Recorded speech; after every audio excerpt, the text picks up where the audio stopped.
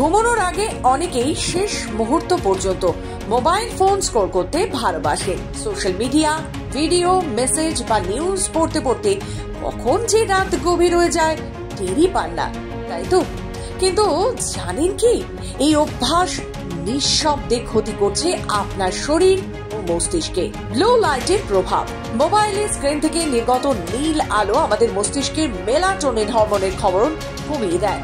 এই হরমোনই ঘুমের নিয়ন্ত্রণ করে, ফলে ঘুম আসতে দেরি হয়, ঘুমের মান কমে যায়, সকালে ওঠার পর ক্লান্তি অনুভূত হয়। মস্তিষ্কের অতিরিক্ত উত্তেজনা।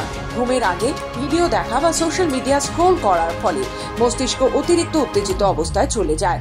এতে শরীর বিশ্রামের সংকেত পায় না, ফলে ঘুমের সময় মস্তিষ্ক সক্রিয় থেকে যায়। মানসিক চাপ ও উদ্বেগ। রাতের সময় বিভিন্ন খবর বা সামাজিক মাধ্যমের পোস্ট দেখার কারণে মানসিক চাপ, উদ্বেগ এবং তুলনামূলক চিন্তা বাড়িয়ে তোলে।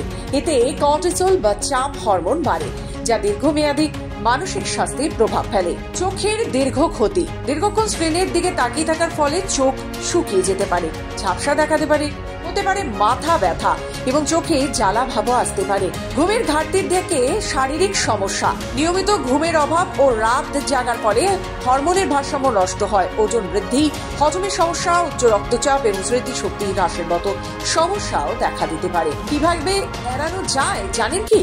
ঘুমের অন্তত 30 মিনিট আগে মোবাইল দেখা বন্ধ করুন। মোবাইলের নাইট মোড বা ব্লু লাইট ফিল্টার চালু রাখুন। ঘুমানোর আগে বই পড়া বা হালকা সঙ্গীত শোনার অভ্যাস করুন। শোবার ঘরে মোবাইল ফোন পারলে রাখবেন না। মনে রাখবেন, প্রতিদিন রাতের মোবাইল স্ক্রলিং হয়তো নিরীহ মনে হতে পারে আপনার, কিন্তু এটি আপনার ঘুম, মানসিক স্বাস্থ্য, শারীরিক ভারসাম্যের নীরব শত্রু। আপনি সুস্থ থাকুন, এটি আমাদের একমাত্র লক্ষ্য।